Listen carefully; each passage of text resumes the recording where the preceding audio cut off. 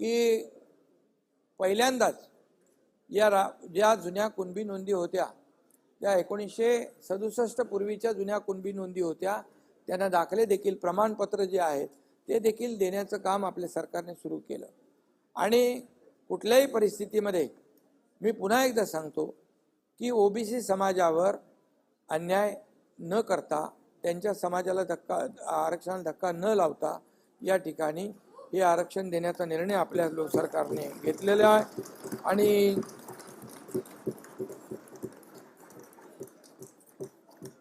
आणि मी डिटेलमध्ये आता त्याच्यामध्ये जाऊ इच्छित नाही। जो कायदाच आहे 2000चा कायदा, त्याचे 2012ला रूल्स झाले, नोटिफिकेशन पण आपण काढले, त्याच्या आधारावर केलं। या कायद्यामध्ये याच्यामध्ये नियमामध्ये सुटसुटीतपणा स्पष्टता आणण्यासाठी आपण ते केलंय। तुम्ही ते पूर्ण नीट वाचून बघा। त्या वाचून बघितल्यानंतर तुम्हाला ते कळेल की ते नोटिफिकेशन काय आहे। आणि त्या नोटिफिकेशनवर पूर्णपणे आज 6 लाख आक्षेप आलेले आहेत आणि त्यामुळे त्याच्यावर पूर्ण छाननी केली जाईल।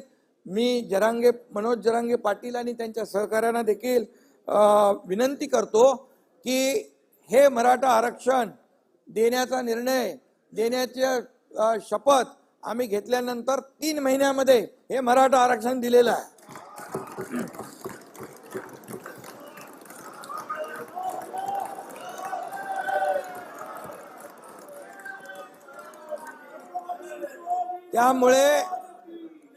त्यामुळे मी जे आज ज्यांच्या मनामध्ये गैरसमज आहे तो बिलकुल दूर करा। हे आरक्षण टिकण्यासाठी ज्या बाबींवर सर्वेक्षण व्हायला पाहिजे त्या डिटेलमध्ये मी जात नाही।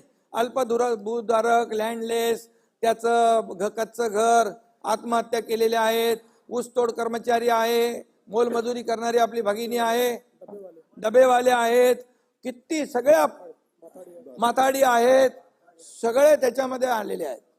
आणि त्यामुळे हा डिटेल सर्वे आहे, हा सॅम्पल सर्वे नाही, हा एक्सटेन्सिव्ह सर्वे आहे, हा पूर्णपणे डीप मध्ये जाऊन सर्वे केलेला आहे। आणि त्यामुळे 2 कोटीच्या वरती त्याचा आकडा आहे माझ्याकडे, 2.5 कोटी लोकांपर्यंत जाऊन 4 लाख लोकांनी हे काम केलेलं आहे। त्यामुळे हे मराठा आरक्षण टिकणारच।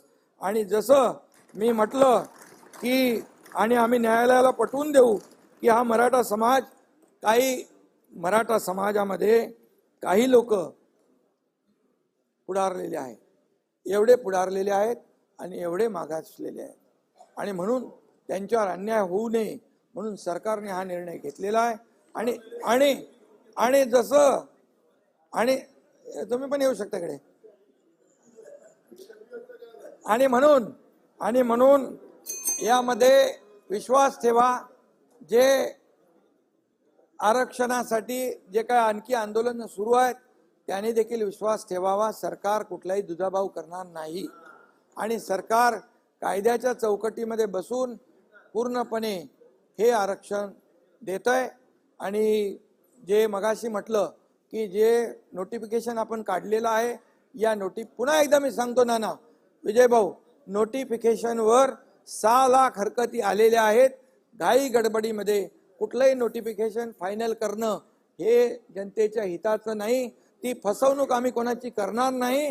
त्याच्यावर पूर्ण प्रक्रिया करून, छाननी करून त्याच्यावर देखील सरकार योग्य तो निर्णय घेईल। आणि म्हणून आंदोलनकर्त्यांना देखील मला विनंती करायची आहे, जसं सरकार बोलतं तसा निर्णय घेतं हे मराठा आरक्षणाच्या वरून आजच्या निर्णयावरून त्यांनी देखील समजून घेतलं पाहिजे आणि संयम राखला पाहिजे। कारण आणि शेवटी समाज आणि सरकार असं काय वेगळं आम्ही मानत नाही। आणि म्हणून यामध्ये ज्यांच्यावर गुन्हे दाखल झाले होते, जे किरकोळ म्हणजे लोकशाहीमध्ये आपण आंदोलन करतो त्याप्रमाणे आंदोलन ज्यांनी केलं त्यांचे पण आम्ही गुन्हे मागं घेतले। ज्यांनी मालमत्तेचं नुकसान केलंय, ज्यांनी कोणाला इजा केलेली आहे, हे तात्काळ आपल्याला त्याचं वर्गीकरण आपण केलेलं आहे। आणि म्हणून जे आम्ही बोलतोय ते सरकारने केलेलं आहे, करून दाखवलेलं आहे। आणि त्यामुळे आंदोलनकर्त्यांनी देखील सरकारवर विश्वास ठेवण्याची आवश्यकता आहे, संयम बाळगण्याची आवश्यकता आहे.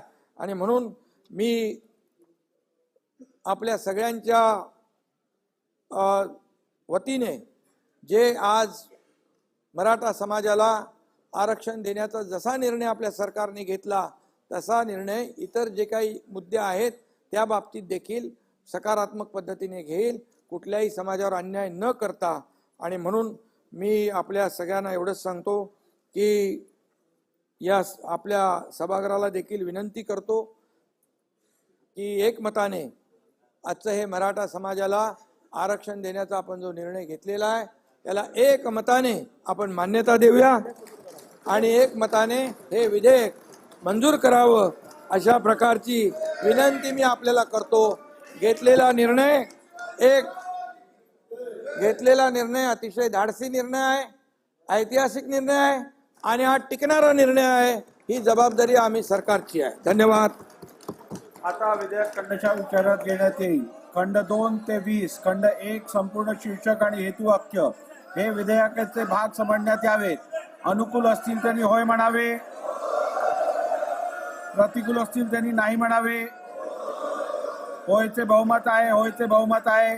खंड 2 ते 20, खंड 1 संपूर्ण शीर्षक आणि हेतुवाक्य विधेयकाचे भाग झाले. प्रभारी मंत्री.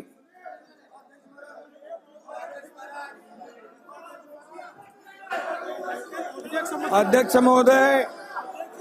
महोदय 2004 चे विधानसभा विधेयक क्रमांक 1 महाराष्ट्र राज्यातील सामाजिक व शैक्षणिक दृष्ट्या मागासवर्गाकरिता आरक्षण विधेयक 2024 संमत करावे असे मी आपल्या अनुमतीने प्रस्ताव मांडतो. प्रस्ताव असा आहे की सन 2024 चे विधानसभा विधेयक क्रमांक 1 महाराष्ट्र राज्यातील सामाजिक व शैक्षणिक दृष्ट्या मागासवर्गीयांकरिता आरक्षण विधेयक 2024 संमत करावे.